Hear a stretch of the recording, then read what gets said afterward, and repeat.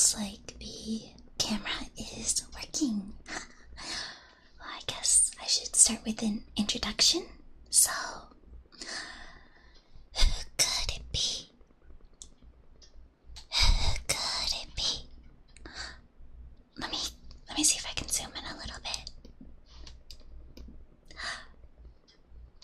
Who could it be? Who could it be? Why, it's Rina Lunette, Infinium slumbering idol staring right into your dreams, but I'm in a location that I cannot disclose. Since this is a recording, so I hope you all are doing well. Clearly I can't see what you guys are typing to know if you're doing great or bad, but I hope you're doing well. Yeah, thumbs up.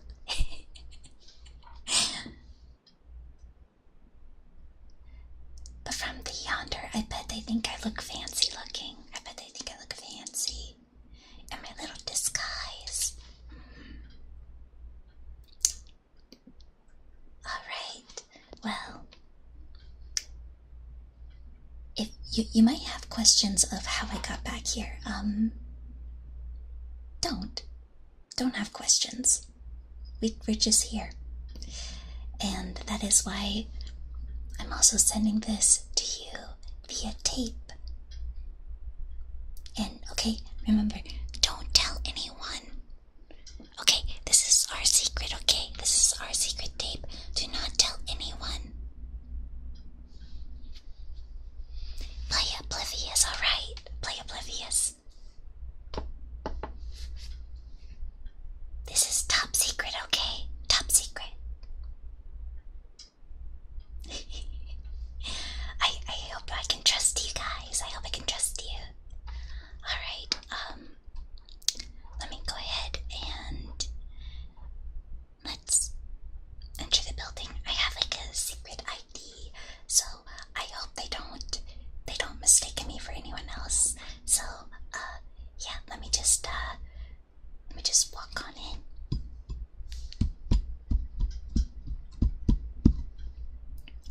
Hi, yeah, here's my ID. Do you need anything else? Oh, this book, don't worry about it, yeah. Oh, my ID looks legit? Yeah, do you want to know what, okay, well, the only other thing I have on me is a bottle of water and chapstick. I'm sure the SCP, you know, they appreciate some nice non-chapped lips, right? Yeah, so you agree? Oh, okay, thank you. Alright, I guess we're going on in. That was the why did they make it so easy for me? I don't know.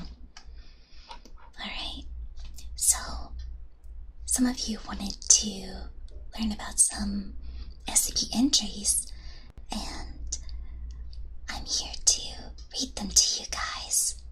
Yeah, in this super top secret video, okay? Super top secret. Remember, you cannot share this with anyone. But what is the first one we have? I have little pictures here I can show, so you guys can know what I'm gonna be reading. But first, let me make sure.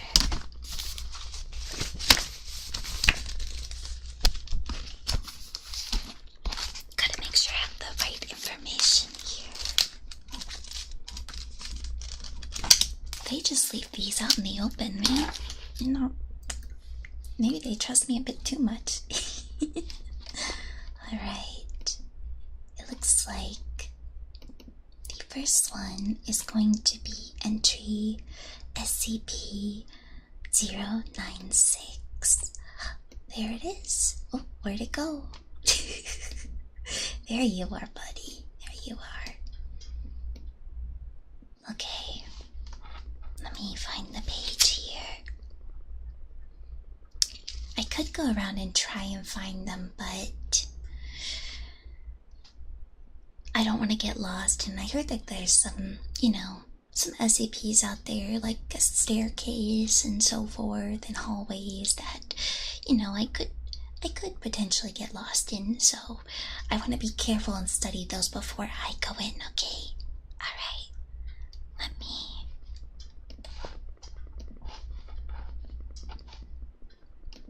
Okay.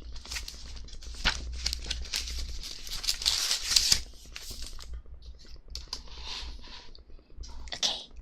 Here is what is written about SCP-096. Its object class is Euclid. I hope I'm pronouncing that right, and it's not Ringlish, but they cannot get me on Ringlish. It's okay, it's okay. Sleepeeps can't help me with my wordings right now. Alright, let me read the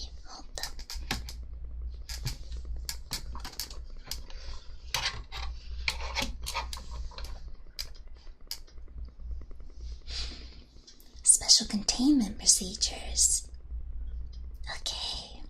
SCP-096 is to be contained in its cell, a 5mm by 5mm by 5mm. Is it millimeter? I think it's meters. 5 meter by 5 meter, 5 meter airtight steel cube at all time. Is there any cubes around here I can't go? Let me see.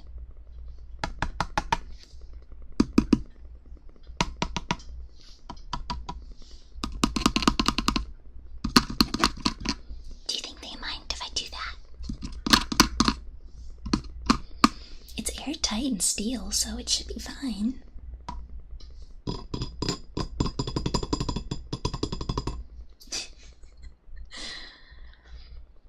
Weekly checks for any cracks or holes are mandatory. I can do it while I'm here. I can check.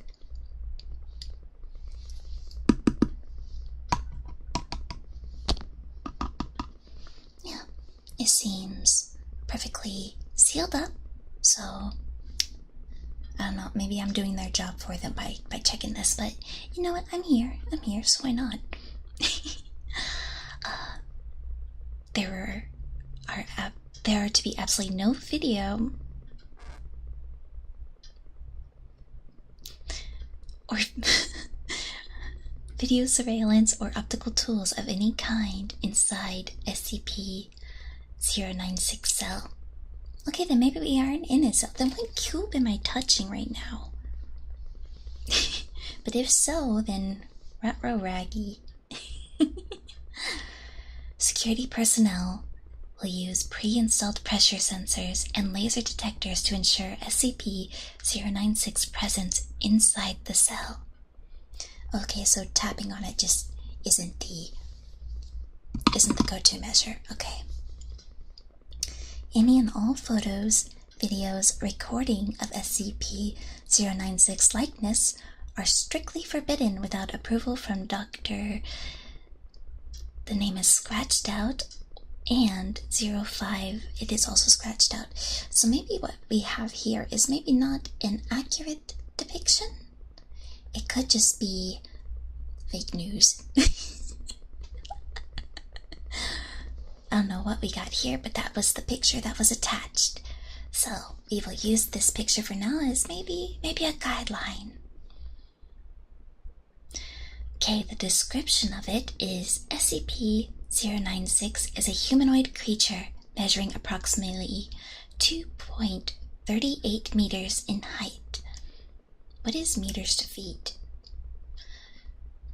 Subject shows very little muscle mass, with primarily analysis of body mass suggesting mild malnutrition. Arms are grossly out of proportion with the rest of the subject's body, with an approximate length of 1.5 meters each. Okay, so it seems I'm getting some feed that it would be close to 3 feet tall. Ooh, don't ask me how I got that information. Don't ask me how. This is a videotape after all. Skin is mostly devoid of pigmentation with no signs of any body hair. Bald, bald, bald, bald, bald, points, bald. SCP-096 jaw can open up to 4 times the norm of an average human. Damn.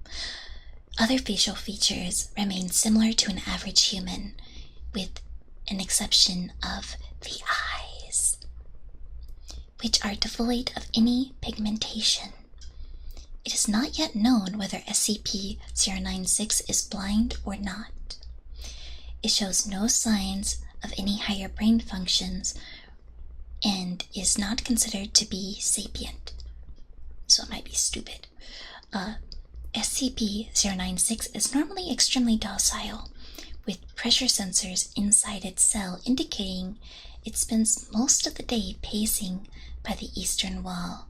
However, when someone views SCP-096's face, whether it be directly, via video recording, or even a photograph,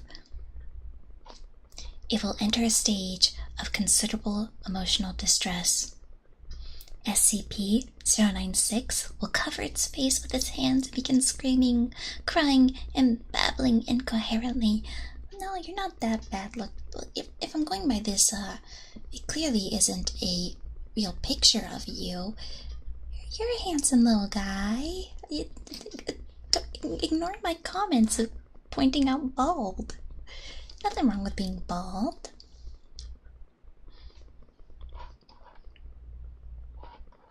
Approximately 1 to 2 minutes after the first viewing, SCP-096 will begin running to the person who viewed its face, who will from this point be referred to as SCP-096-1. Documented speeds have varied from 35 kilometers to a redacted kilometer, and it seems to depend on distance from SCP-096-1. At this point, no known material or method can impede SCP-096 progress. The actual position of SCP-096-1 does not seem to affect SCP-096's response. It seems to have an innate sense that SCP-096-1's location. Note, this reaction does not occur when viewing artistic depictions. Okay, so see? It's just an artistic depiction that we have here, the image that I was supplied with. So, we're safe! But buddy, come on, cheer up, I bet you're fine. Don't worry, this owl will not point and laugh at you. Upon arriving at SCP-096-1's location, SCP-096 will proceed to kill, and looks like the data has been expunged, SCP-096.1. 100% of cases have left no traces of SCP-096.1. SCP-096 will then sit down for several minutes after regaining its composure and become docile once again. It will then attempt to make its way back into its natural habitat. Again, data has been redacted. Due to the possibility of mass chain reaction, including breach of Foundation secrecy and large civilian loss of life, retrieval of subjects should be considered alpha priority. Dr. Name has been redacted, has also petitioned for immediate termination of SCP-096. With its scratched out, order is awaiting approval, which termination order has been approved and is to be carried out by the same doctor. And it looks like we have an accidental report. Why would they kill? What? It's just a little guy. He doesn't deserve that. No, he doesn't. If anything, he deserves a silly little treat. Yeah, isn't that right? I don't have to see you. I can just give you a little. How's that?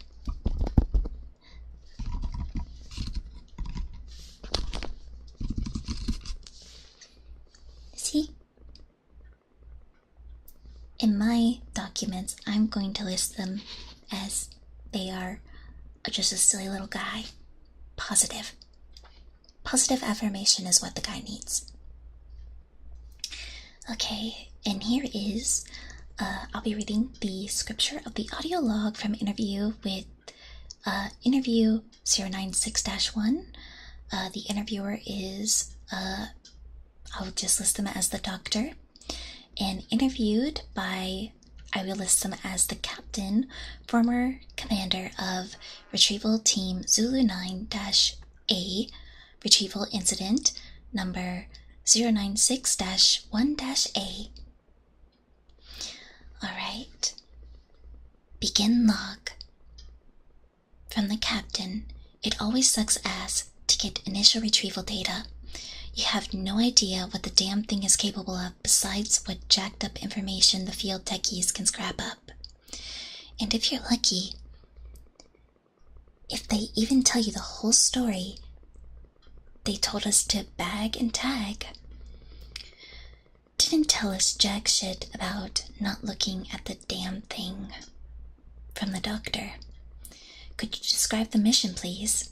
Captain. Yeah, sorry.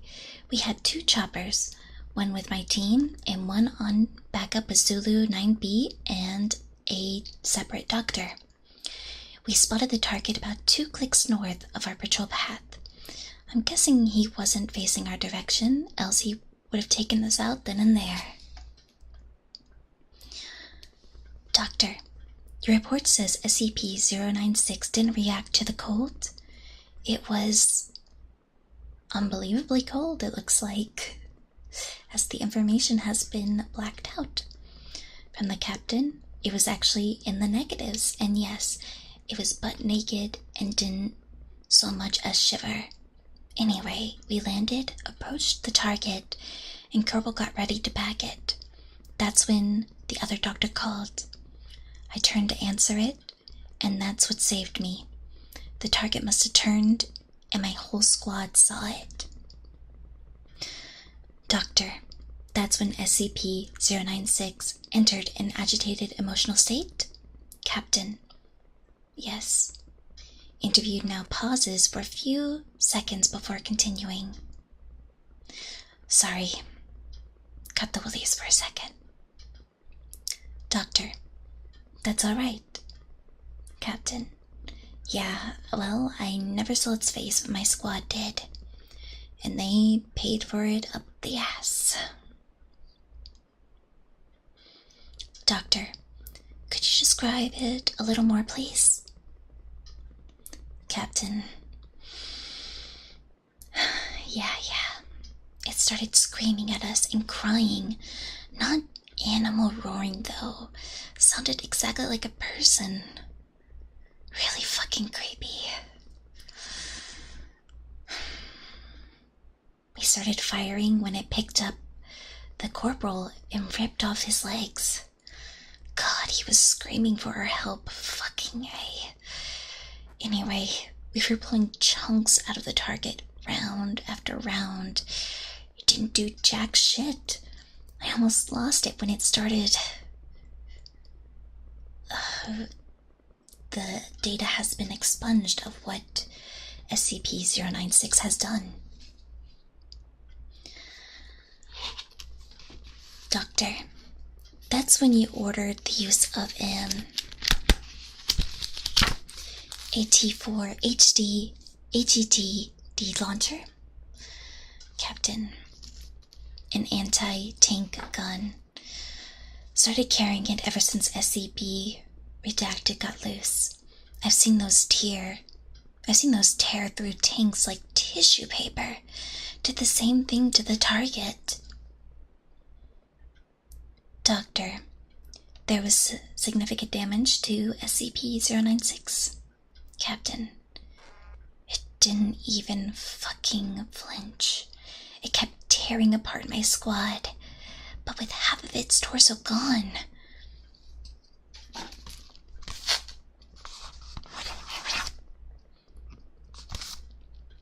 He draws a large half circle across his torso to indicate how big it was.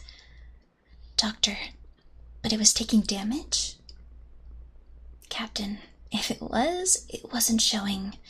It must have been losing all of its organs, all of its blood, but it didn't even acknowledge any of it. Its bone structure wasn't hurt at all, though. It just kept tearing my squad apart.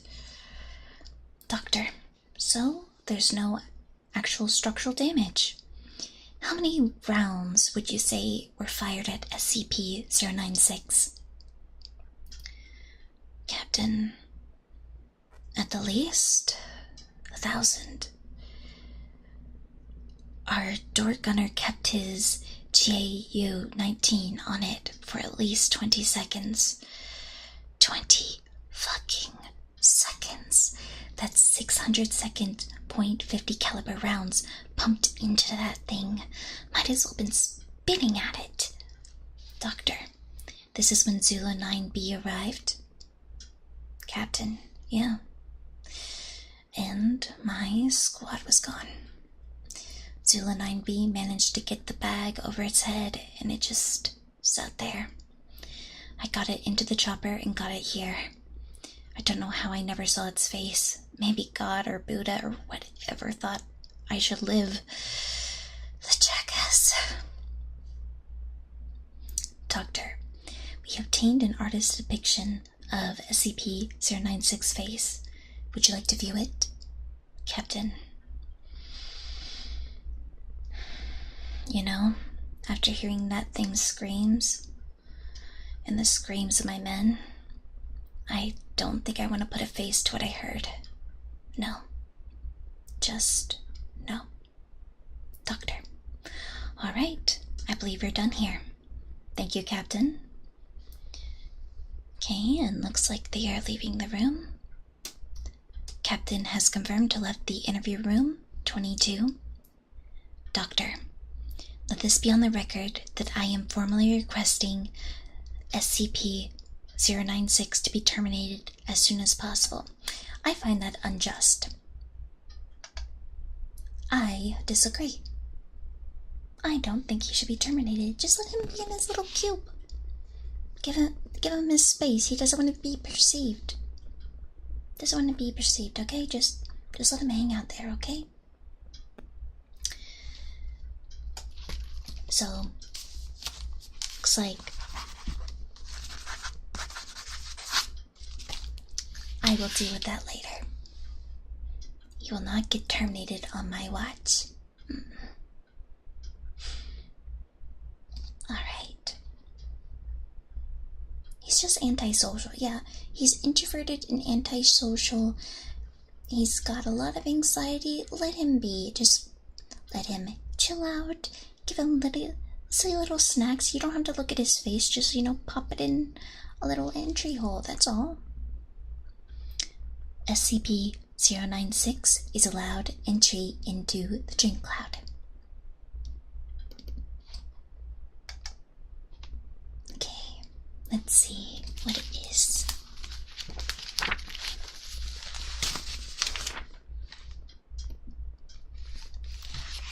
Oh. So the next one, quite interesting. Just give him a dreamy face filter and everything is fine. I will give him a cloak, and he can have a Sleepeep mask. He will have a Sleepeep mask that he can wear if he wants. But for the most part, he'll have a silly little cloak, and he'll have his own little dream cloud, so no one can bother him. And if he wants treats, he just needs to let me know.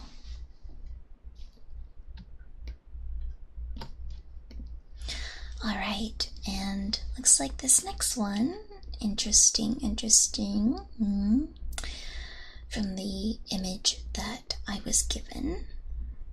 is SCP-117, and it's an object class safe. Special containment procedures. SCP-117 is to be kept in a small leather pouch it was found in, unless in use or in current study. Would studying also mean if I just read about it and study it? Let me read a little bit more before I decide to do anything reckless. Any personnel deemed mentally fit may enter the containment cell of the SCP, though they are suspected to be trying to remove the SCP without permission. They are to be searched, and if that is the case, they are to be reprimanded. Well,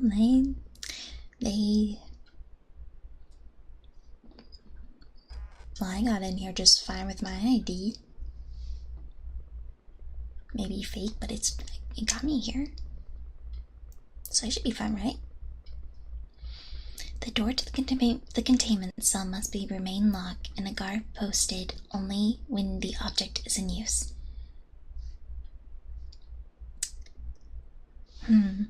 Should I try for it? It'll be fine. I bet you guys will say it will be fine.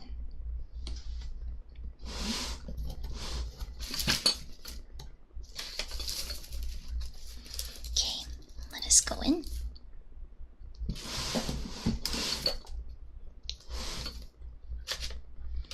Alright.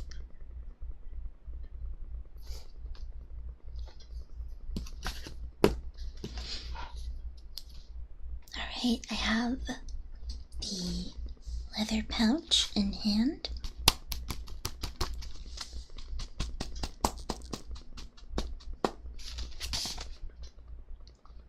Okay, let me read a little bit.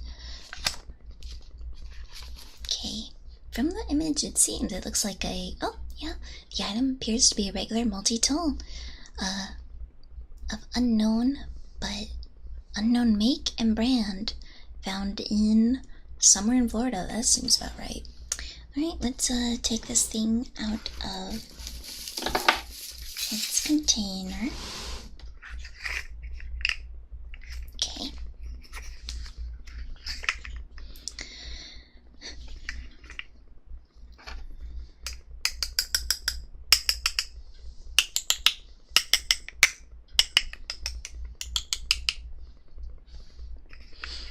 At first glance, it looks like the SCP knows I'm doing this for study reasons, so it seems pretty okay. So, the item appears to be a regular multi-tool of unknown make and brand, found in Florida, of course. Very Florida brand. At first glance, only the normal tools are found. Screwdriver, knife, can opener, etc. Yeah.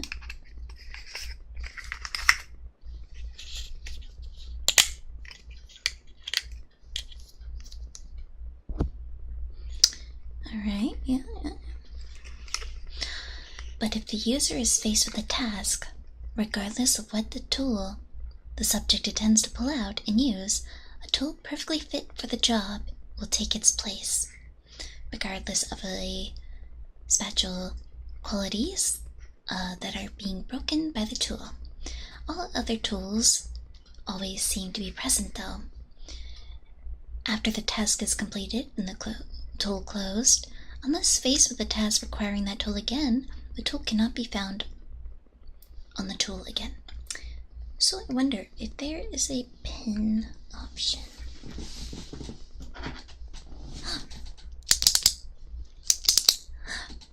A little pen came out.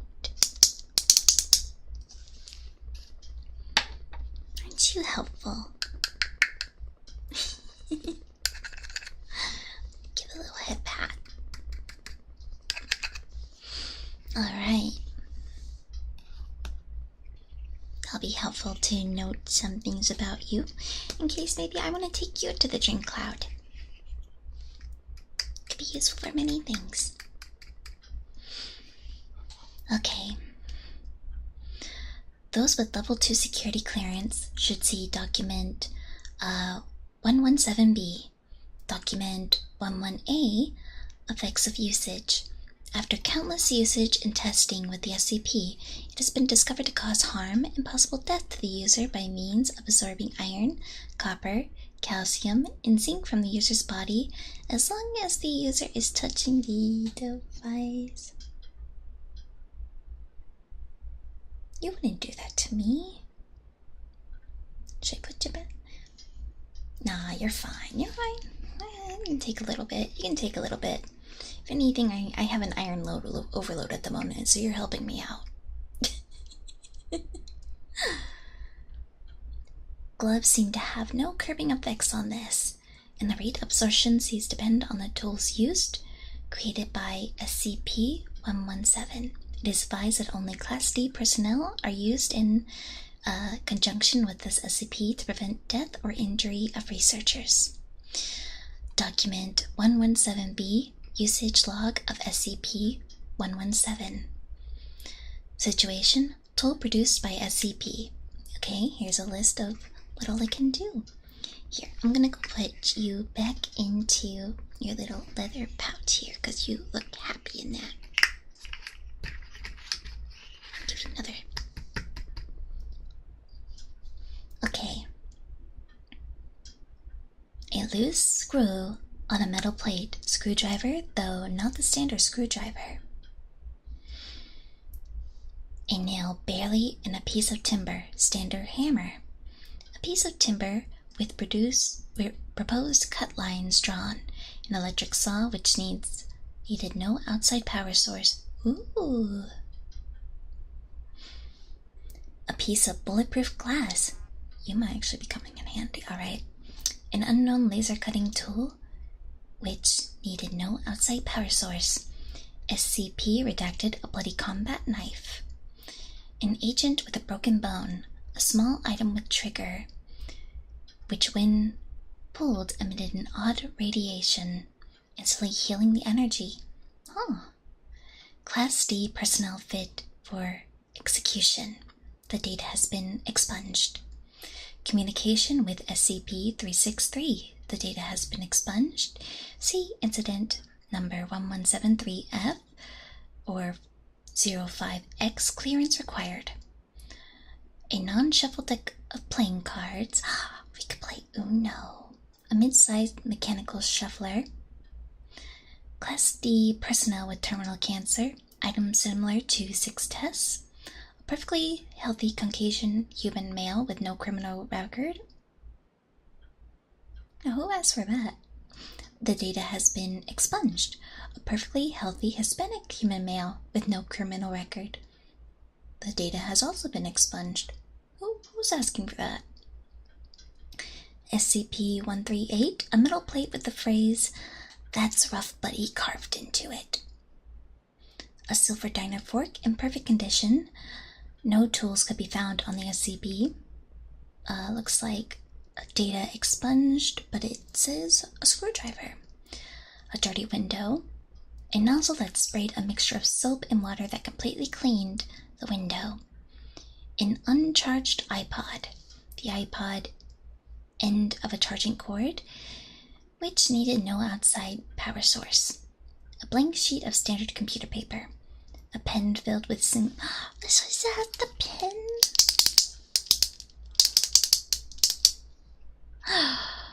Thank you. A pen filled with seemingly endless supply of black ink. Oh, so that's what you did for me there, buddy. Thank you.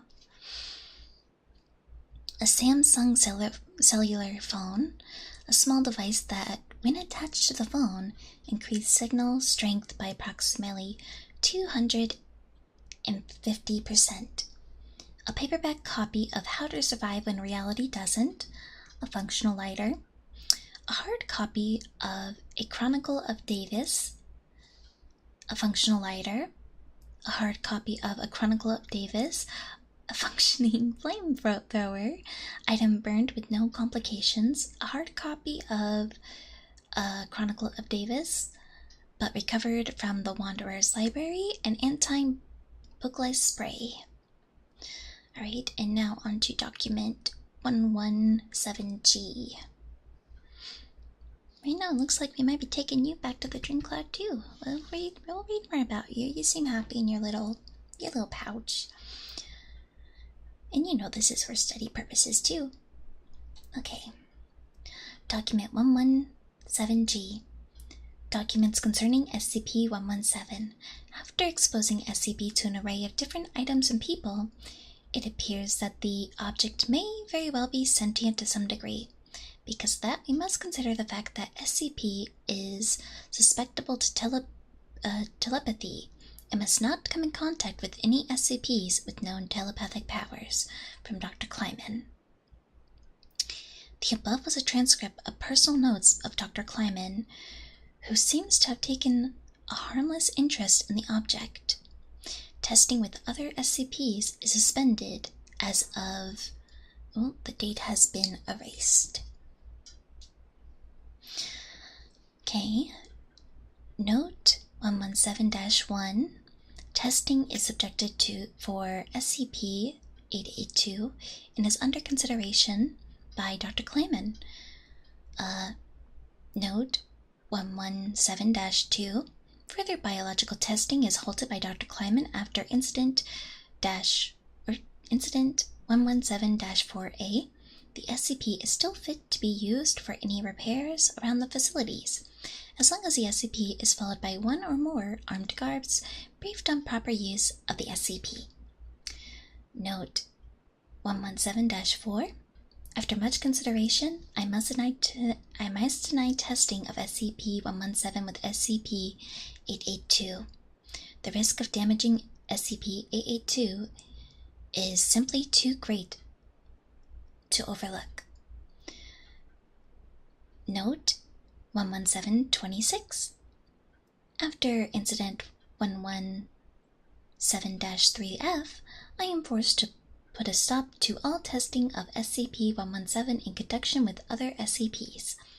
The risk of a total loss of containment is far too risk.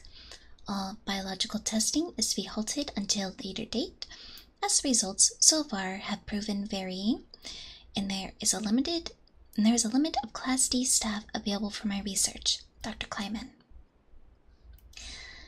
Note 117-27. The biological testing resumed by Dr. Kleiman with mixed results. Testing of SCP-117 with other SCPs under reconsideration by redacted, though it seems unlikely further testing will occur. And there's one more note that says testing is suggested for SCP-682. Personally, I like this little guy. It's got a pen.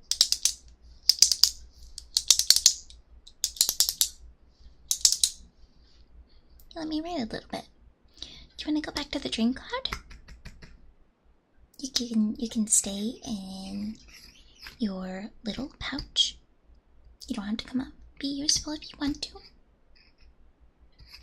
I will let you think about that, okay? Alright, and that was... for now, I'll put you back in. Let's put you away.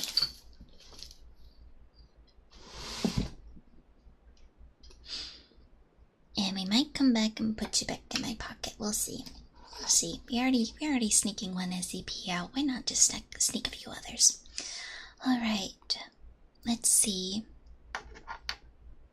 I'm glad I have an extra pen on me. Alright.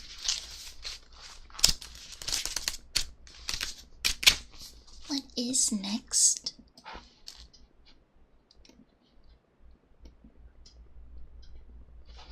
It was a silly little guy. Maybe I should move locations. Probably shouldn't just be standing here. So let me switch up locations here.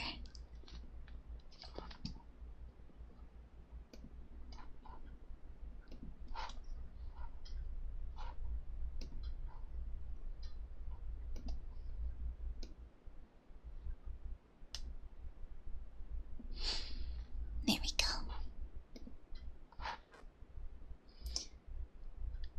Gotta keep them on their toes. They catch me standing in one place for too long.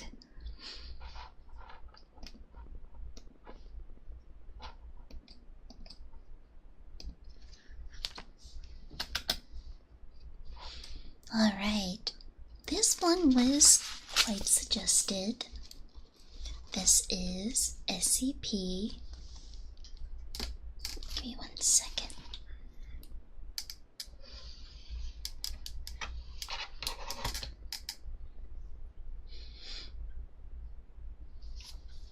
SCP-999.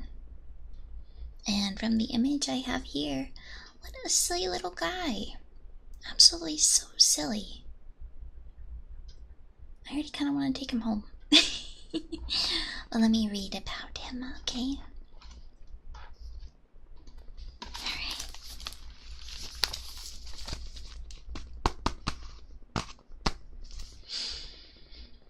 Okay. Object class is safe. Alright. Special containment procedures. SCP-999 is allowed to Ringlish ASMR. SCP-999 is allowed to freely roam the facility should it desire to, but otherwise must stay in its pen either between 8 p.m. and 9 p.m. for sleeping. It's got a bedtime. It's got you want some nice sweet dreams? Or during emergencies, lockdowns for its own safety. Subject is not allowed of its own pen at night or off facility grounds at any time. Well, let's keep on reading about this little guy. But first,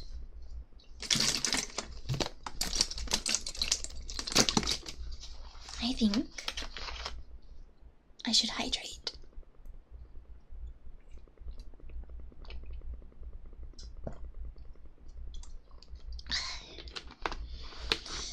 And I hope those watching hydrate as well.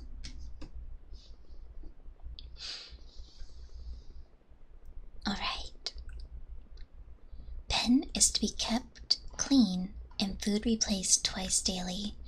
All personnel are allowed inside SCP-999's holding area, but only if they are not assigned to other tasks at the time, or if they are on break. Subject is to be played with when bored and spoken to in a calm, threatening tone. Alright. I'll make sure to do that, yeah. Okay, here's the description. SCP-999 appears to be a large, amorphous, gelatinous mass of translucent orange slime. Ooh. Weighing about 54 kilograms or 120 pounds, with a consistency similar to that of peanut butter. Ooh. So it's like the peanut butter baby that just goes, eh.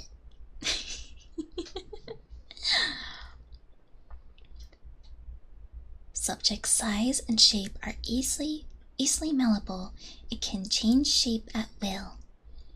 Though when it rests, SCP-999 becomes a rounded, oblate dome, roughly 2 meters wide and 1 meter in height. The surface of SCP-999 consists of a thin, transparent membrane similar to that of an animal cell roughly, 0.5 centimeters thick, and is highly elastic, allowing SCP-999 to flatten portions of its body up to 2 centimeters thin.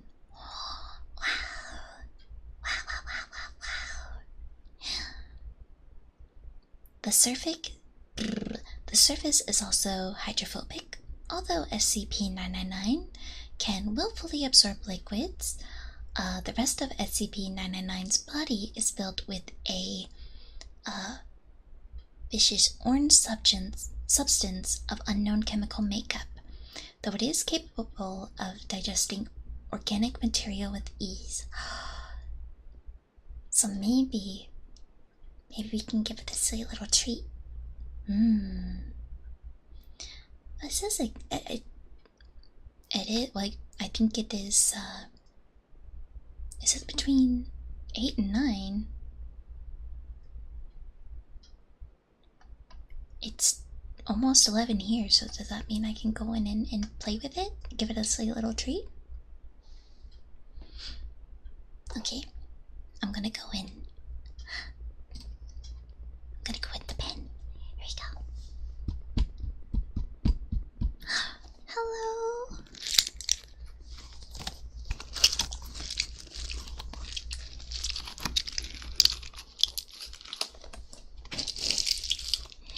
Would you like a silly little treat?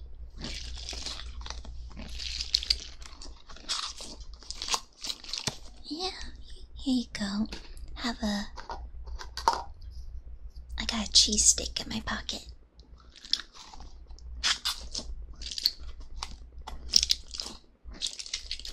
Seems to like the cheese stick.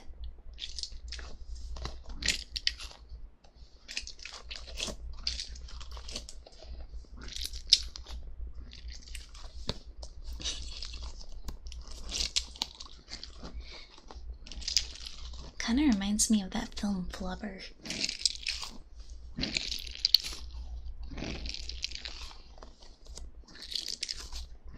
Alright, let's read more about you. Subject's temperament is best described as playful and dog-like when approached. SCP-999 will often react to overwhelming elation, slithering over to the nearest person and leaping upon them, hugging them. Oh, you like the camera?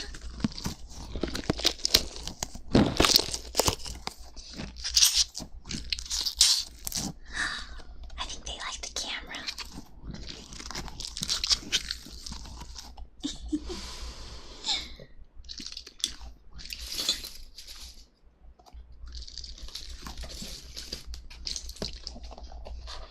Alright. Oh.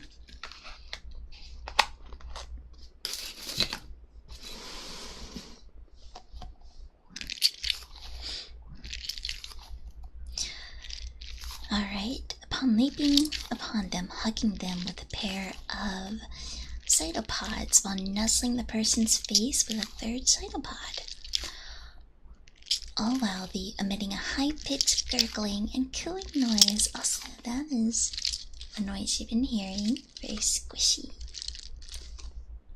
The surface of SCP-999 emits a pleasing odor that differs with whomever is interacting with. Records scented include chocolate, fresh laundry, bacon, roses, and Play-Doh. Come here, I want to sniff you.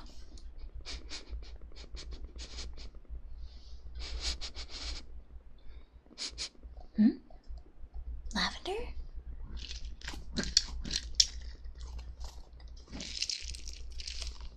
Lavender? Wow, you know my favorite scent. Okay.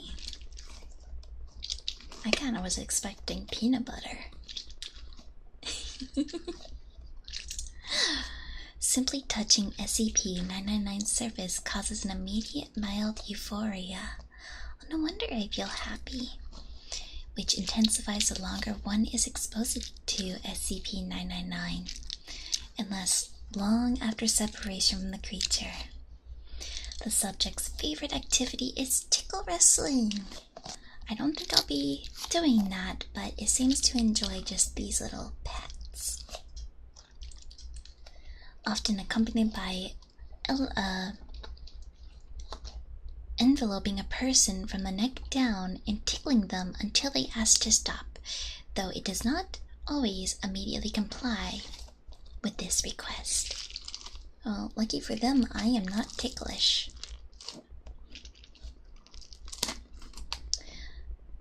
Though injuries may occur, SCP-999 has never found to purposely attempt to harm others, and will immediately back away and contract its body into a quivering mold while gurgling in a manner similar to a whimpering dog seemingly apologizing for hurting anyone on accident. Oh, little guy.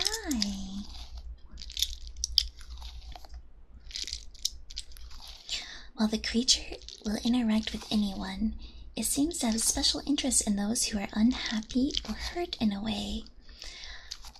Persons suffering from crippling depression or PTSD, for example, have reported having a far more positive outlook on life after multiple interactions with SCP-999. What a happy little... So he's like an antidepressant. A living antidepressant. The possibility of manufacturing antidepressants from...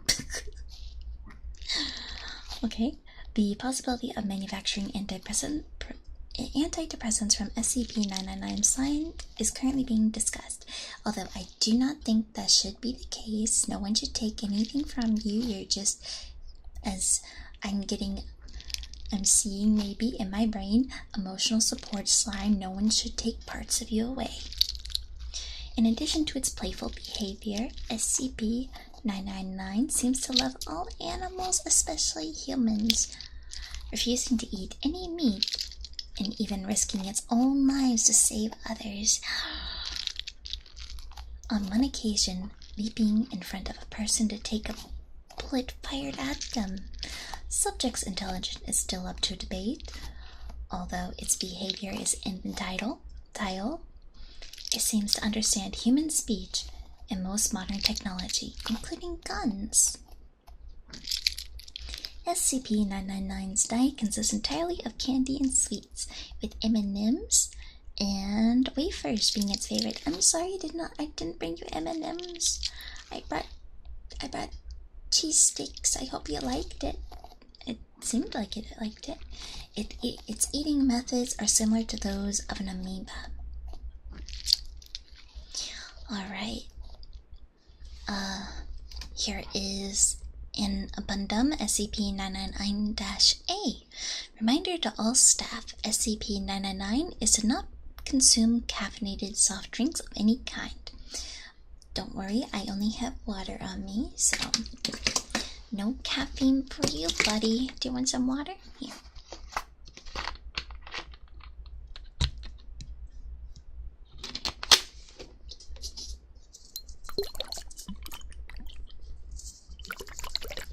There you go.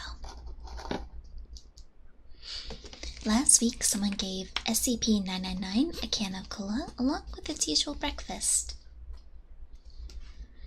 Not only was it literally bouncing off the walls for half an hour, the carbonation made SCP-999 quite visibly queasy afterwards, and it refused to move and eat for the rest of the day. SCP-999 has thankfully recovered since, but the staff member in question has been reprimanded, as they should. Okay. Addendum SCP-999-B. SCP is released into SCP-682's containment area. SCP-999 immediately slithers towards SCP-682. Alright, don't know if I can translate it, but I will read what is written here. Looks like SCP was doing its usual gurgle sounds. 682, unintelligible groans and growling. What is that? SCP-999 moves in front of SCP-682, jumping up and down in a dog-like manner while calling out in a high-pitched squealing noise. 682. Disgusting. SCP-2 immediately steps on SCP-999, completely flattening SCP-999. Observers were about to abort the experiment when SCP-682 started talking again. What is this? I feel good. SCP-999 can be seen crawling up from SCP-682's toes, up along its side and around its neck, where it clings on and begins gently nuzzling with its cytopod. A wide grin slowly spreads across SCP-682's face. SCP-2 feels so happy, happy, happy, happy. SCP-682 repeats the word happy for several minutes, laughing occasionally before escalating into non-stop laughter. As laughter continues, SCP-682 rolls around on its back, slamming its tail upon the floor with dangerous force. 682. Now, stop tickling. SCP-682 and SCP-999 continue the tickle fight until SCP-682 finally wears down and appears to fall asleep, with what appears to be a smile on its face. After 15 minutes of no activity, 2 D-Class personnel enter the room to retrieve SCP-999. When SCP-999 is removed, SCP-682 immediately wakes up and unleashes a wave of energy from its body, all while laughing maniacally. All persons within Wave's range collapse into crippling fits of laughter, allowing SCP-682 to escape and slaughter all in its path. Meanwhile, SCP-999 quickly rescues as many persons as it can, taking them to a safe place to recover from SCP-682's laughter wave, while agents suppress and recontain SCP-682. Despite the tragedy that SCP-682 has brought upon the facility, SCP-999 has not shown any fear towards the creature, and in fact made gestures suggesting that it wants to play with SCP-682 again. SCP-682, however, stated some rather unkind things. And a memo from Dr. Name has been scribbled out.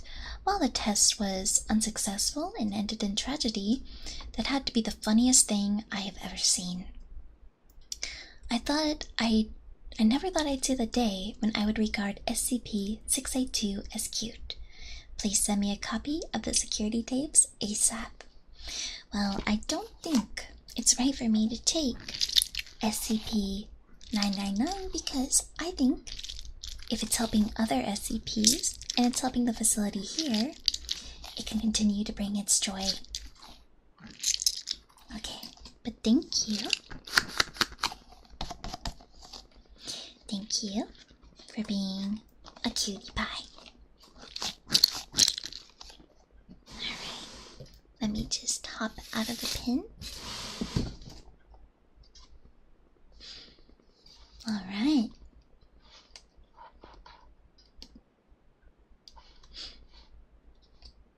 Let's see. Well, it looks like this next SCP may not have a picture.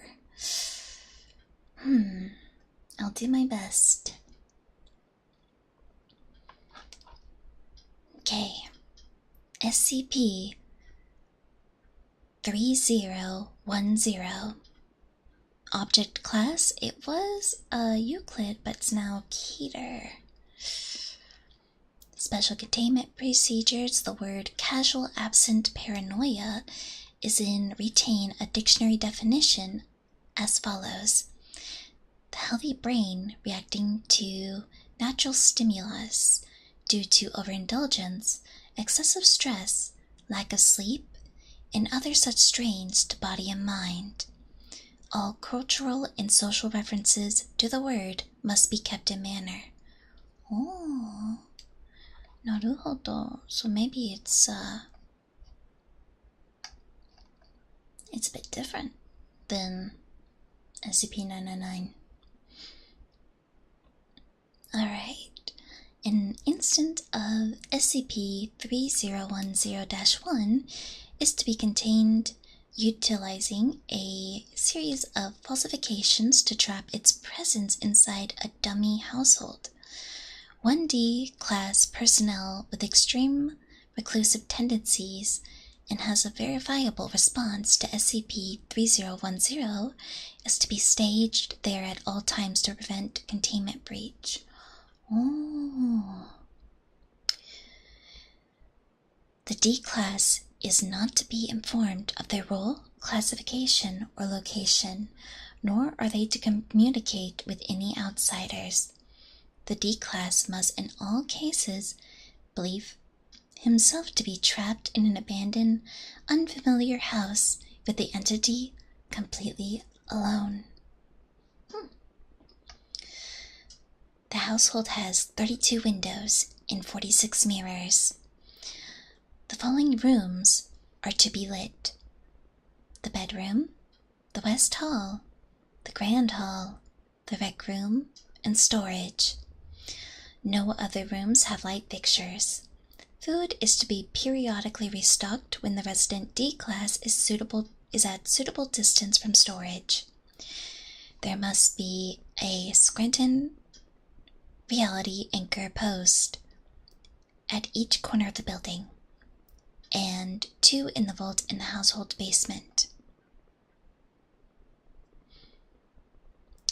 Through the windows, a falsified nighttime countryside is to be constructed and kept in a perpetual state of darkness. The doors must be bolted and reinforced with steel. All windows must be fitted with 7.5 centimeter thick windows of bulletproof glass, and all walls lined with 5 centimeter thick steel composite.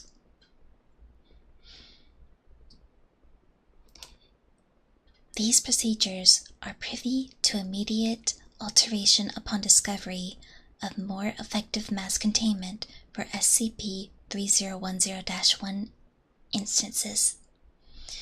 The description of it. Well, it seems like we aren't in a house, so I think we're okay. I think we're good.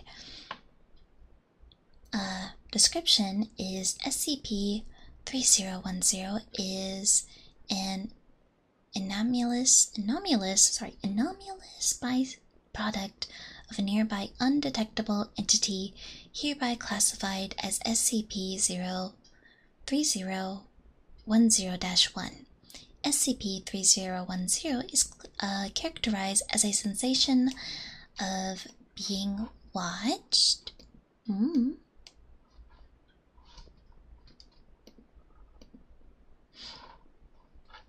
Similar to that of being intensely stared at or observed unwillingly by another sentient being.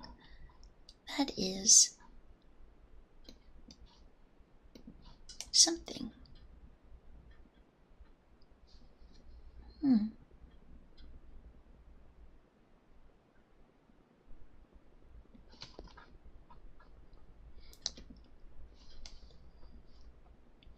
SCP-3010-1 and its effects are inconsistent in their manifestation unless certain specific requirements are met. In particular, small spaces, single-room areas, sterile environments, closed-off hospital rooms, prisons, etc., and Foundation containment cells prove ineffective at causing it to manifest. I do kind of feel like I'm being watched, maybe just a little bit, but I'll power through it. The only known way to bring about the instance of SCP-3010-1 is complete consistency, is to stage a single human in a house with something resembling a living space of at least 500 square meters with minimal lighting. In any other cases, SCP-3010-1 appearances seem to be random.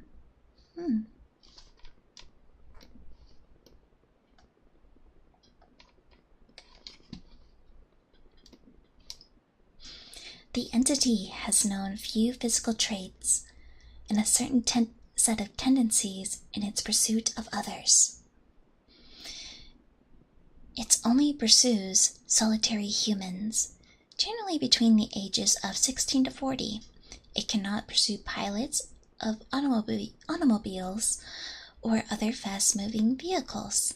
Its common victims tend to be alone in their own property, and the time frame follows the trend of 12 a.m. to sunrise, which limits the sample space to individuals with a tendency to remain awake at those times.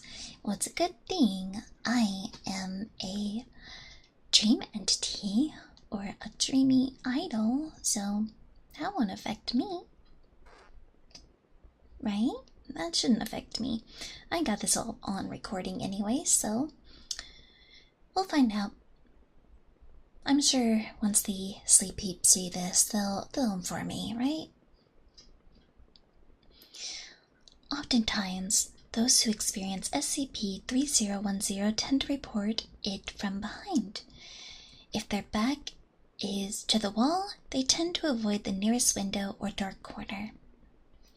Mirrors often cause aversion in sufferers of SCP-3010. And they often flee to sections of the house that lack both aforementioned objects. SCP-3010 sufferers cannot sleep under any circumstances, so I'm safe. I'm safe because I'm a dream entity and I live off of sleep. It is not due to fear, but a fundamental part of SCP-3010.1 that it manipulates the parts of the brain that control melatonin production, dream regulation, and sleep induction, making them completely inoperable. That's not going to affect me. It is assumed to be caused by a very faint assertion of a gaseous substance in the local atmosphere. This is classified as cap-induced insomnia and also given a medical explanation. SCP-3010-1 is perceived as passively hostile to humankind. It has specific sets of triggers that, when activated, will be caused to the data has been expunged the subject. I will have to see Addendum SCP-3010-8 to read that, and I have it right here, but let me read the rest of this before we get to it.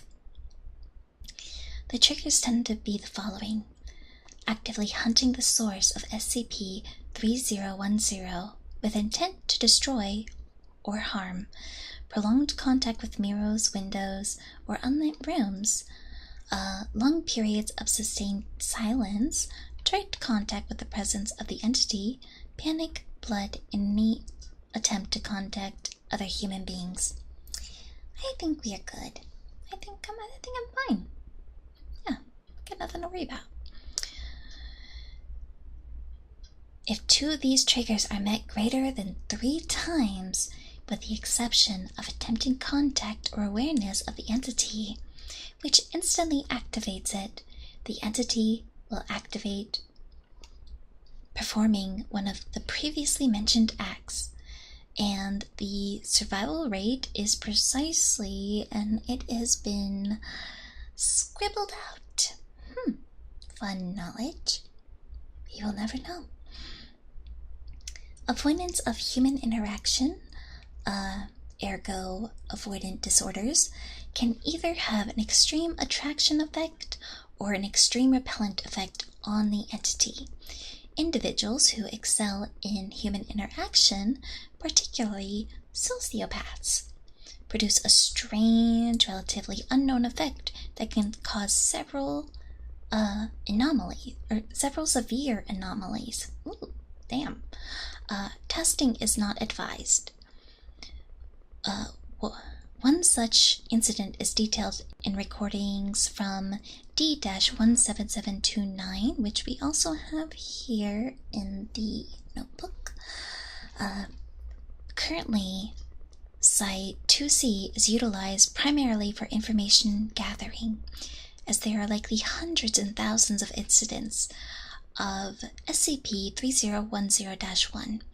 It is considered less of a containment operation, more of a wildlife observation venture. If any information on the nature of SCP-3010-1 presence, location, quantity, or otherwise related traits are discovered, they should be reported to Site 2C's overseers immediately, upon which our needed containment procedures will be amended. Mass containment of SCP-3010-1 instances are a high priority. Alright, let's read about the addendum. Here we go. If it'll let me. Here we go. Okay. Known physiological traits and habits.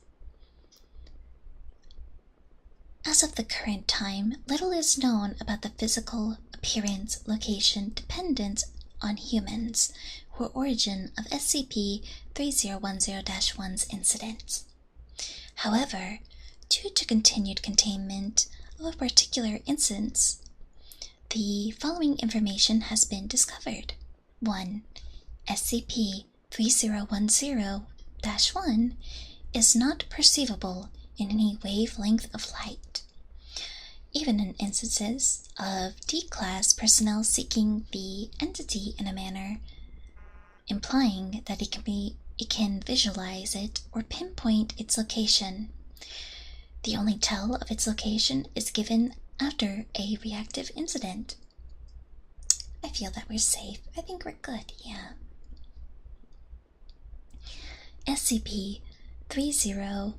Here's number 2. SCP-3010-1 has a particular reaction to those expressive of avoidant disorders.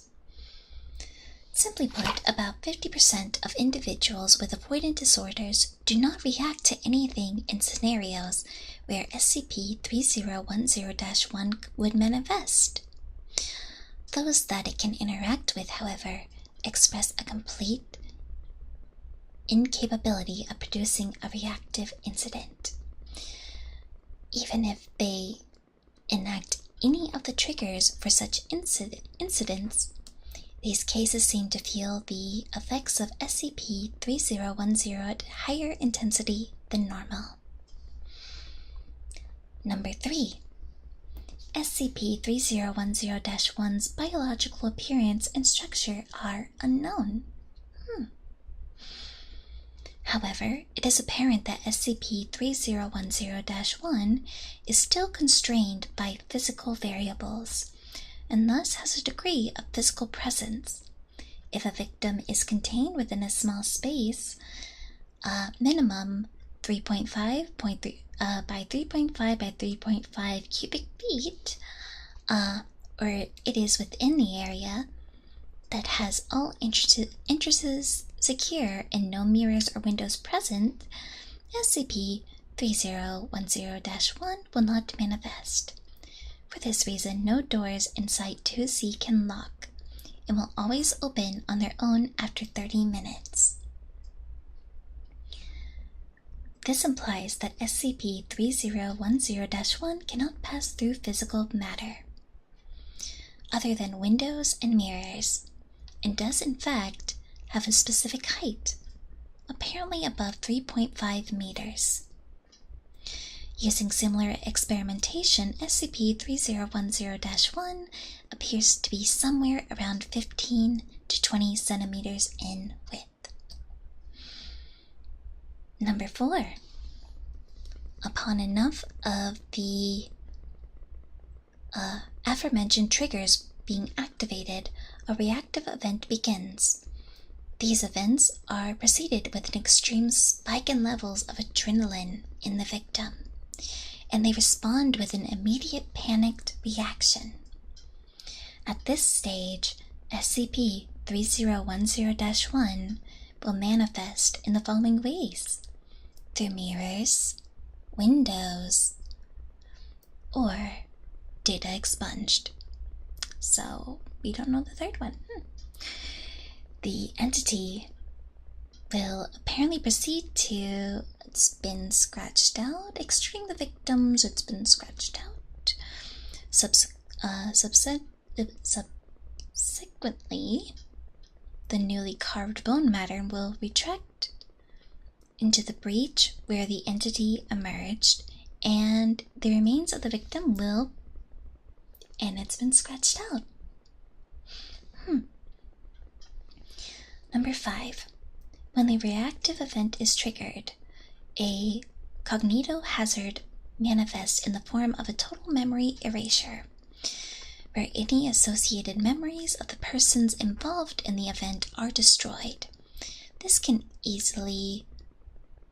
easily circumvented, however, by keeping written documents of the victims on hand at all times, or by a suitable amount of Scranton reality anchors active within the area.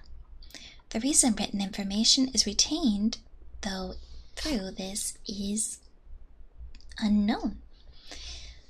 Note one exception: those influenced by the spatial anomaly, read number 7, which we are all close to, can be erased from written documentation as well. However, this is inconsistent and does not always occur. Traces of their names and backgrounds remain interspersed through documentation.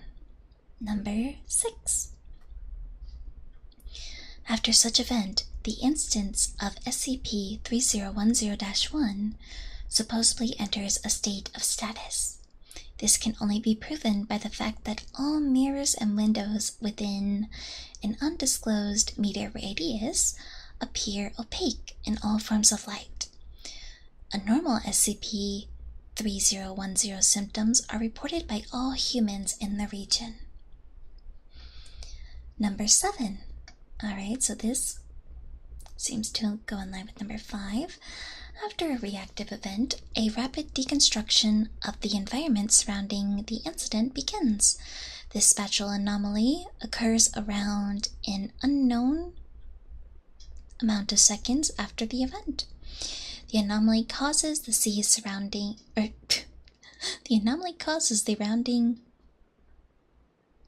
area to rapidly expand and populate into a series of tight, dark corridors and leak from any mirror or reflective surfaces present.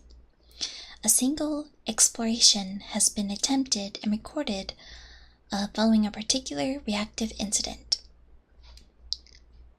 This effect is entirely mitigated by SRAs. Number 8. Only redacted occurrences of reactionary events can have been detected. The spatial anomaly that follows dissipates after it's been redacted hours. But SCP-3010 symptoms persist indefinitely within an unknown amount of meters of event location, where this implies that the instance of SCP-3010-1 status is indefinite is uncertain.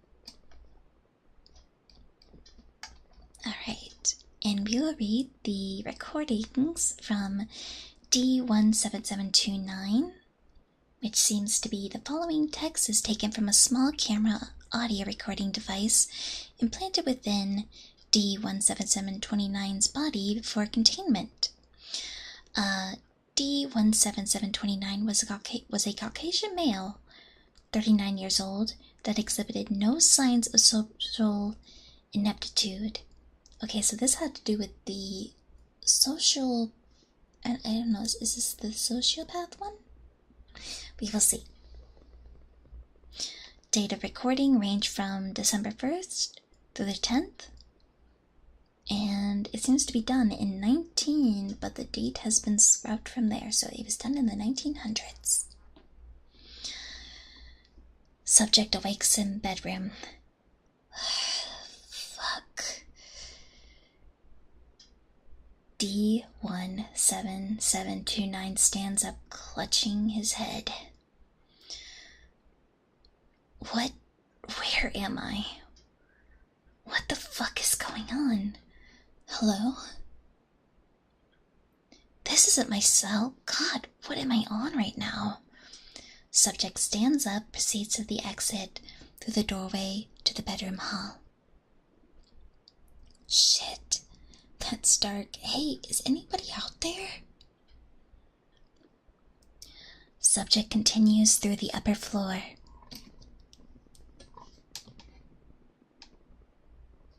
Reaches the staircase into foyer. Light is set on.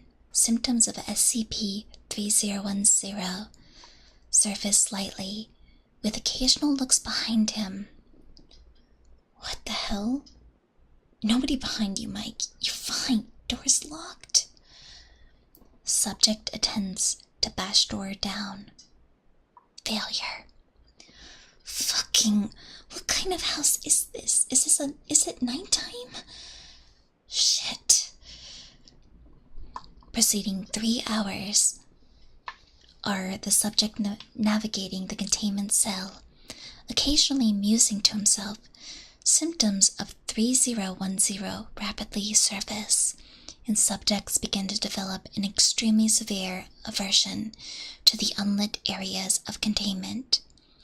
1 day after containment, wedged in foyer corner. Wake up, wake up, wake up, wake up, please, God, let me wake up. 2 days after containment, subject in bedroom. All light fixtures are on. Faced away from mirrors in southeastern cornered. Need food. I need food. Storage room's downstairs through dark. Nobody's here, Mike. You're not afraid of the dark. It's here. Fuck me. There it is. I'm not alone. Fuck off, you sick fuck. Let me out. Shit.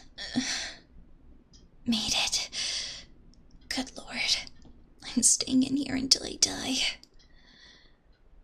Food and light. Thank God. Subject closes and locks vault. Begins eating. 30 minutes later, door reopens. Fuck. You've got to be kidding me. 4 days after containment. Subject is still in storage room. All shelves have been disassembled, fashioned in a makeshift barrier, obstructing the basement hall from sight. Need to kill it. Not even in here. Not safe here. The light only works a little. Then you're done for. Need sleep. God, I need sleep. 7 days after containment, subject is in storage room corner. Wiring from walls have been torn out using makeshift crowbar, and extra light fixtures have been used to keep the entire room at the stated brightness. D7729 was previously an electrical engineer, and such activity was expected, so no action will be taken. This isn't a dream, is it?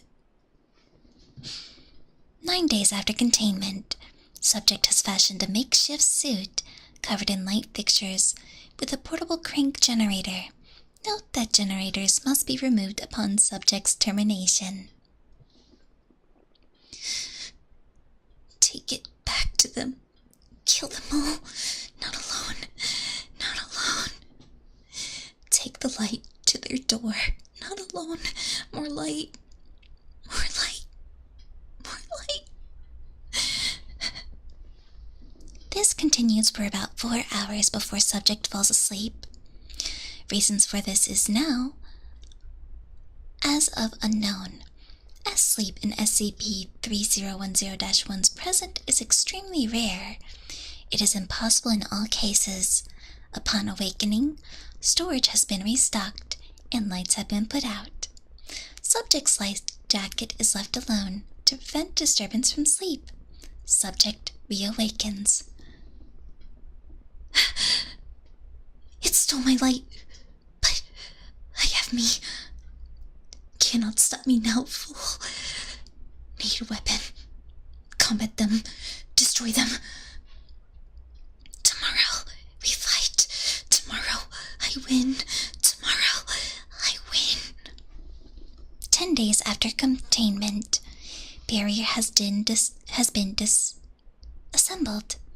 Subject begins to rapidly move through containment, searching for instances of SCP-3010-1. Appears to discover something within the Grand Hall. Found you. Found you. Found you. Found you. Don't try to hide. I have light. Light. Light. And I have found you. Come out. Come out. Subject rushes towards an unknown position in Grand Hall near piano. Upon subject's approach, the start of a reactive begins. This appears to fail. 3 mirrors in the vicinity begin to output minimal light. Subject can briefly seen making contact with one of the mirrors before screaming. Connection with recording device is lost. Site 2A undergoes spatial anomaly and is evacuated. And that is the recordings from D17729.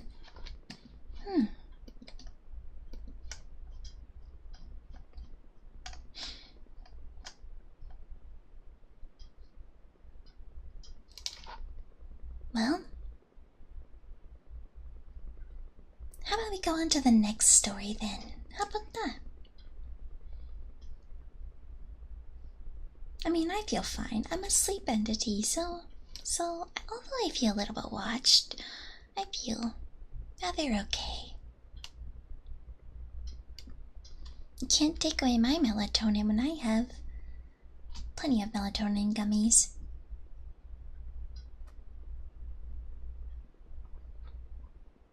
I hope with the Sleepeeps, I hope the Sleepeeps can tell me what they saw in the film. It would only be nice for them to do that, yeah. But I did feel like I was being watched just a little bit. Alright, now let's go to...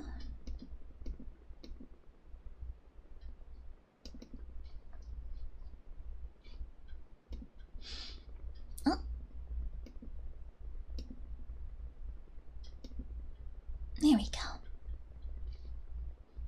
Oh, keeps wanting to go back to the other one. Here we go. Alright. I got the picture out and looks like a regular violin. Nothing all that abnormal. So this is SCP-1301. Well, that's going to be confusing with the last one. 2 similar numbers. Alright. Well, at least we have a picture of this one. I can kind of see what it looks like. Yeah. Alright, and its object class is safe. I wonder if it's just a ordinary violin. Okay, special containment procedures. SCP-1301-1 and SCP-1301-2 are to be kept inside a secure soundproof box inside a secured soundproof chamber. Well, it might be a good thing because I don't know how to play the violin. Alright, Absolute silence is to be maintained at all times within the holding chamber, and personnel will not be permitted entry into the chamber without provided noise equipment suits. Prior authorization is required to handle either SCP. Any personnel or individuals that are contaminated by SCP-1301-1 in its active state are to be immediately contained for study, owing to SCP-1301-1's effect. Ooh, this one's gonna take getting used to after saying the last one so many times. Okay. Let me hydrate a little bit too.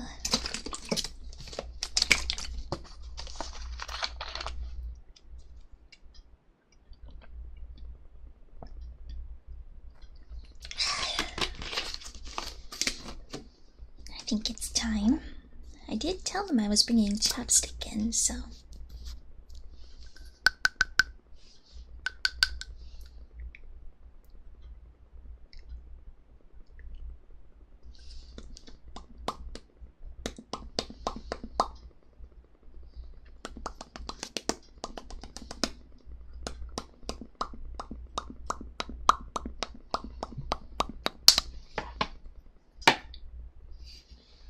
Alright. The description of SCP-1301-1. Oh, this is gonna take some getting used to. So I can't press pause on this tape, can I? And just, they've heard plenty of English, it's fine. It is a violin of crimson hue, lacking a maker's label or other obvious signs of identification. Upon analysis, it has been found that its strings are made of spider silk and that its body is composed of different woods, primarily spruce and maple. Ooh. SCP-1301-2 is a violin bow, constructed from some sort of wood of a crimson hue identical to SCP-1301-1. Its ribbon is comprised of black coarse horsehair. But in all other regards, it appears to be of usual construction. SCP-1301-1 is extremely sensitive to certain kinds of vibrations. If jostled violently or exposed to human voices, it will enter its active state and its strings will sound audibly for 1 to 13 minutes unless otherwise muffled. Direct exposure to sound produced during the object's active state will invariably result in contamination. So, wait, is it a harmful tune, or... Well, I guess we'll listen. We'll keep reading up on it and see what it has to do. Over 13 hours following the initial exposure, individuals contaminated by SCP-1301-1 will permanently lose their voices. Well, it's a good thing we aren't actually going in to see it and I just have a picture of it. Because that will be rendered incompatible of speech, singing, or even whispering. It said no ASMR. This violin does not like ASMR. This SCP, not ASMR friendly. Okay. An additional effect of contamination is the loss of written language. Oh, well, then I can't even use my notebook. So it's a good thing we aren't going to go see this one. That we just have a picture. It's okay, we got to see 999. That one was fun.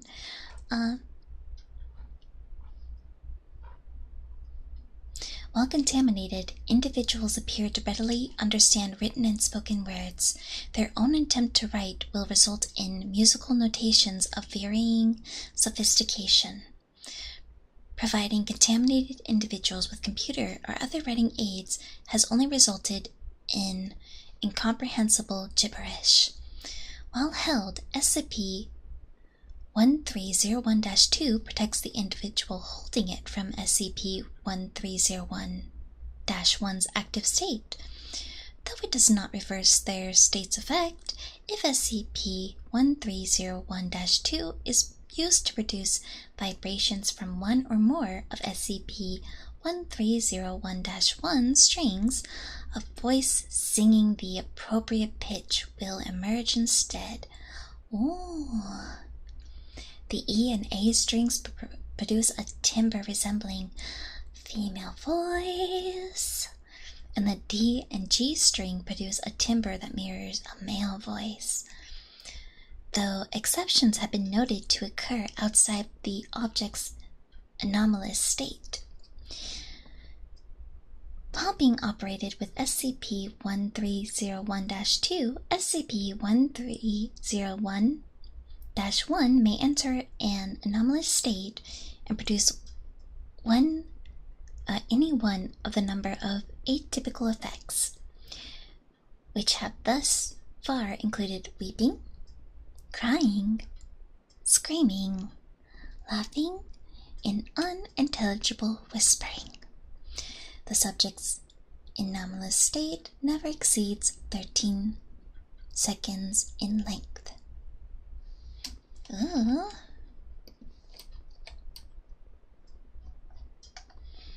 And here I have a experiment log of experiment log 1301, which the date was somewhere around the 2000s, but it's not sure the day or month or year, but it was done in the 2000s. Procedure. After donning the provided noise containment suit, I will hereby name this person just Mr. Blank, because the name has been redacted. Mr. Blank entered the chambers, removed SCP-1301-1 and SCP-1301-2 from the soundproof box and began operation. Music: simple improvisation in A minor, 4-4 meter. Results: 1 minute and 3 seconds into operation, SCP-1301-1 entered its first observed anomalous state and produced a high-pitched screaming for 1.4 seconds at frequency exceeding an unknown hertz level. Approximately 0.6 seconds after the anomalous state commenced, Mr. Blank dropped SCP-1301-1 and SCP-1301-2 in surprise, causing it to abruptly enter its active state upon contact with the ground. Vibration successfully pinned Mr. Blank's noise containment suit. After contamination, Mr. Blank was taken to an undisclosed area for further study. Despite mistreatment by Mr. Blank, SCP-1301-1 and SCP-1301-2 were unharmed. Test 7. And this was also done in the 2000s. Procedure. After donning the provided noise containment suit, Miss Blank entered the chamber, removed SCP-1301-1 and SCP-1301-2 from their soundproof box and began operation. The violin solo from SCP-012's first movement was the music that they played. I do not know that music, and I don't have notes on it. I just have what is written here. So, Sleepeeps, use your imagination, or you can find it. When you find this video, of course. During operation of Miss Blink, SCP-1301 rendered the piece in a shrill, unsteady cackle, emitting harmonizing frequencies below blank hertz. The object produced intelligible speech during operation, including references to data expunged. The information provided might bear relevance to SCP unknown, because that's also blanked out. Miss Blank ceased operation of SCP-1301-1 with SCP-1301-2 at 46 seconds.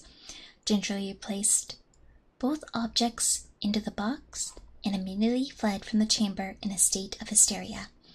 Miss Blank was subsequently administered a Class A insomniac and has since demonstrated no significant psychological scarring.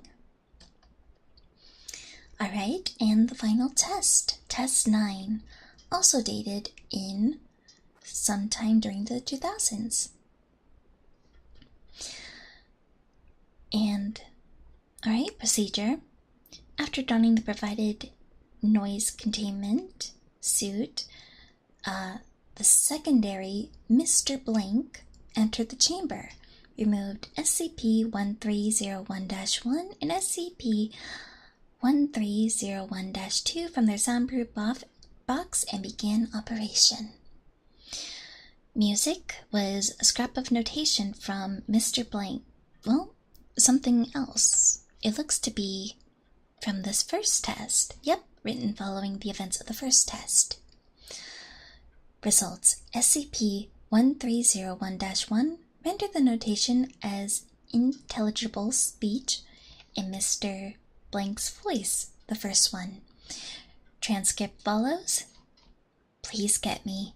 Oh God, why can't I write?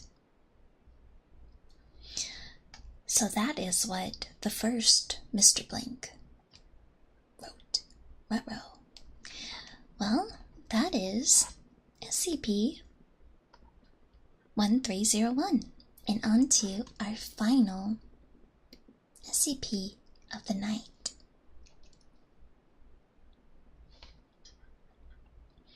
I saw a few people recommend this one, but to me, it just looks like a toaster. A plain old toaster. Alright, it is SCP-426. And object class is Euclid. Special containment procedures. Oh, it looks like it's written in first person. Did they write this? Alright. I will read what is written by them. I am to be sealed in a chamber with no windows, through which I may be viewed. The door to my chamber must have a label completely unrelated to my designation or identity, in order to prevent unintended spread of my primary effect. Only level 3 and above personnel are to know of my presence, and particularly of my properties. Assigned personnel are to be rotated out on a monthly basis to prevent contamination by my secondary effect. Psychiatric evaluation is mandatory at the end of the month. If personnel are deemed unaffected, they may be reassigned to me no less than 4 months after their last rotation to me. Any affected personnel are to be given a Class C insomnistic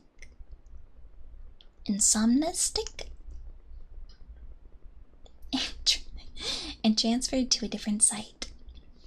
Description: Hello, I am SCP-426. I must be introduced this way in order to prevent ambiguity.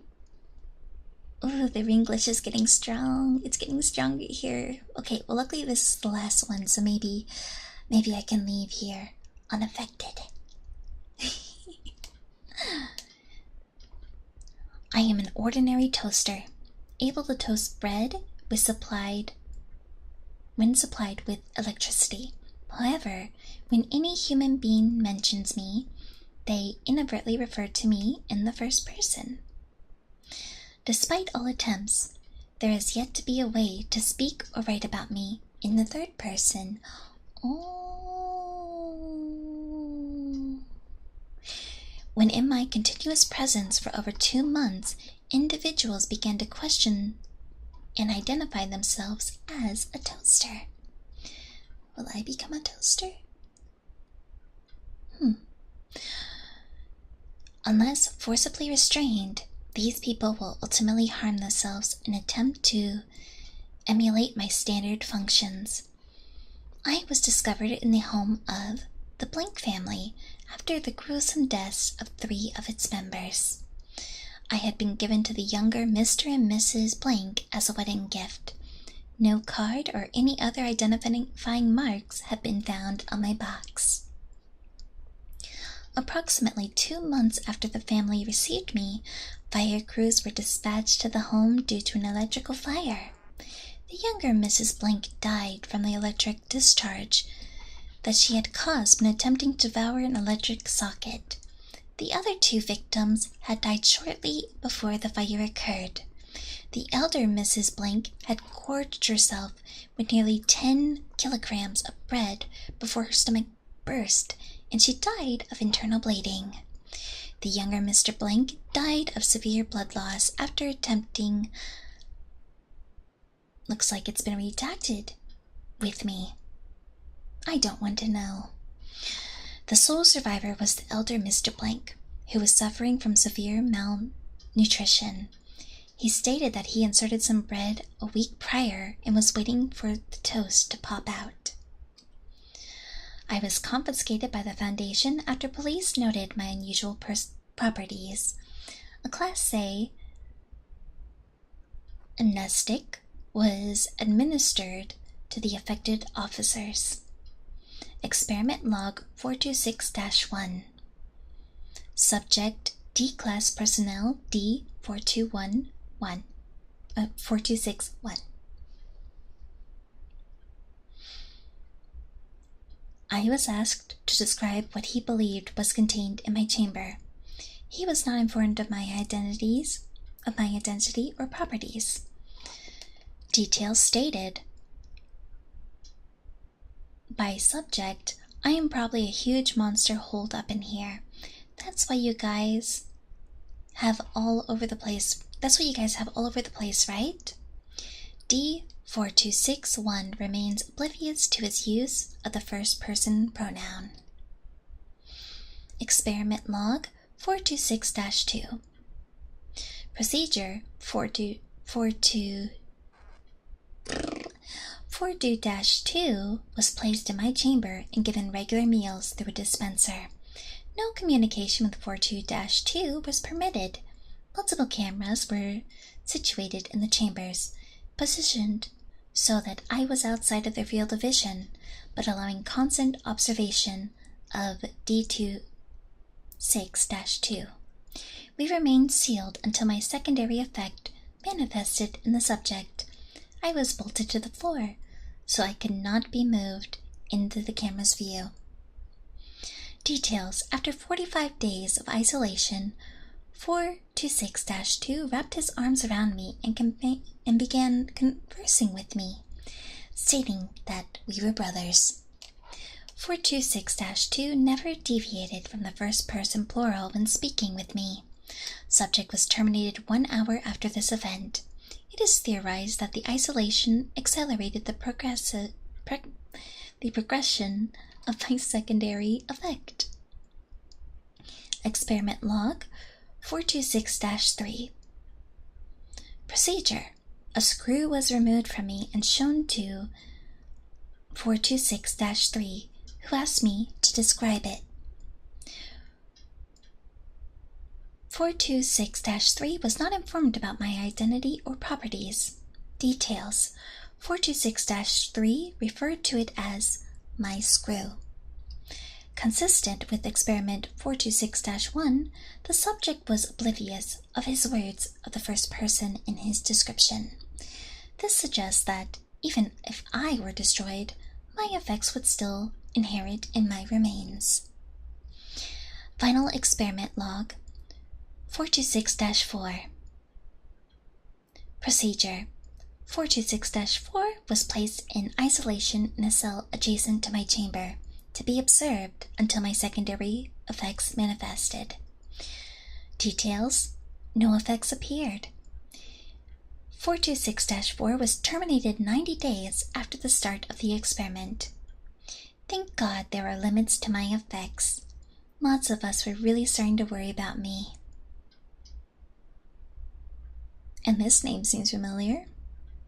Doctor starts with a C, but it's redacted. But if it's the same doctor as before...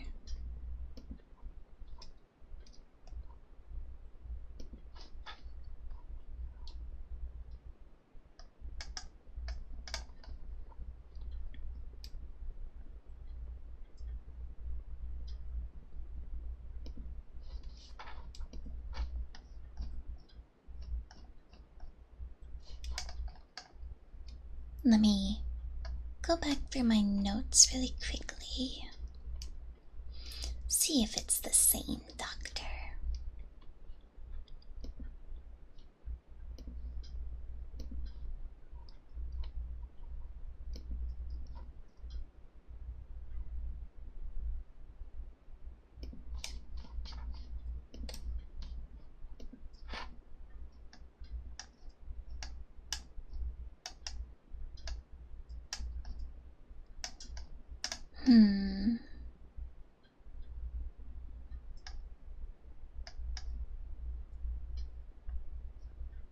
I'm certain it is. Dr. Kleiman. Dr. Kleiman. Let me count the...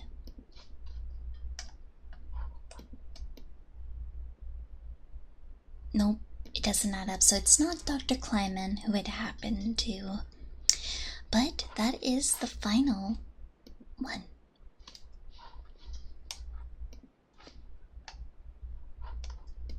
Alright, well...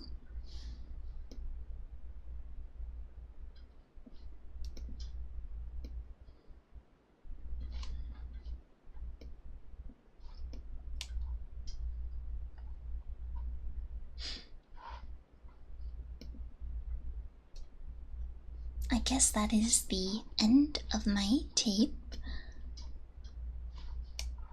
At least for this journey in. If I have luck with using this method in the future, I might continue my studies within the SVP Foundation and removing certain SCP that I find suitable into the Dream Cloud, while others do remain in the SCP. I hope the Sleepeeps who get this video enjoyed this. And again, remember, this is top secret. This is top secret information. We can't let them know, okay?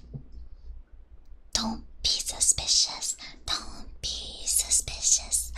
Don't be suspicious. Don't be suspicious. Alright. I hope this tape reaches you guys. I guess maybe while I am done in the facility, maybe I can see. I wonder if it's gonna line up with the same timeline. Since I'm no longer investigating SCPs at the moment, maybe I can investigate and watch over maybe a fellow streamer. Maybe they can be welcomed into the Dream Cloud. In fact, I see 4 who are more than welcome to join the Dream Cloud with their first Hear Me Out with Yui, Lemmy, and Toka on Barry's channel. And I do hope, because the past 2 times, even though I saved it, we will be allowed to raid in. I don't know why OBS hasn't been allowing me to do it. But we can hope this time they can let us in. Alright, and with that, I'll be turning off this recording, so I hope it finds you all soon. Alright, sleep tight and sweet dreams, my sleep peeps.